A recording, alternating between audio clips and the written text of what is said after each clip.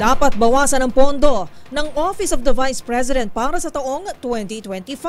Ayon kay Senator Risa Hontiveros, ilan sa socio-economic programs ng opisina ng bise ay duplikasyon lang o di kaya ay nag-overlap sa mga trabaho ng ibang ahensya ng gobyerno.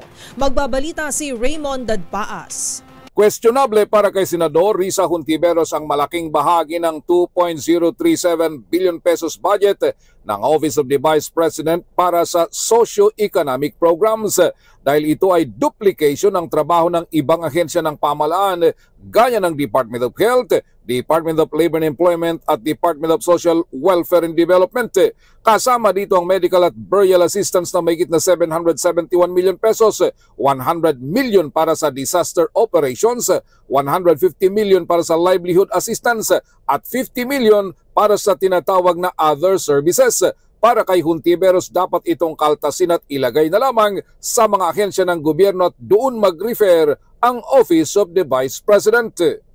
And therefore, at the proper time, Madam Chair, gagawa ako ng proper motion para i-lodge yung budgets ng mga programang ito sa line agencies na may klarong opportunity for OVP na mag-request for allocation as for other offices in the executive. Kasunod dito ay nagkainitan na sina VP Sara Duterte at Senador Risa Hontiveros. Para kay VP Sara, pinupolitika ni Senador Risa ang kanilang budget na hindi dapat. Lalong uminit ang kanilang sagutan ng question ni Senador Risa Hontiveros ang pagbili ng Office of the Vice President ng mga libro na may titulong Isang Kaibigan na nagkakalaga ng 10 milyong piso at ipinamahagi sa mga mag-aral sa mga liblib na mga lugar. Hindi sinagot ng diretsyahan ni VP Sara kung ano ang laman ng libro, ngunit nangako itong pabibigyan niya ng kopya ang senador at iba pang miyembro ng komite. Ang librong Isang Kaibigan ay tungkol sa kwento ni Inday Sara Duterte. It is a simple question. Paulit-ulit na this is politicizing.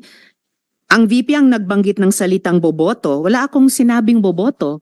I'm simply asking, hindi ko ma-imagine we're making so much trouble, so much fuss about a 10 million peso item.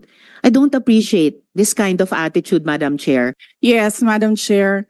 Hindi ko rin maintindihan ang ugali ni Senator Risa Hontiveros. And I do not appreciate, ano yung sinabi niya?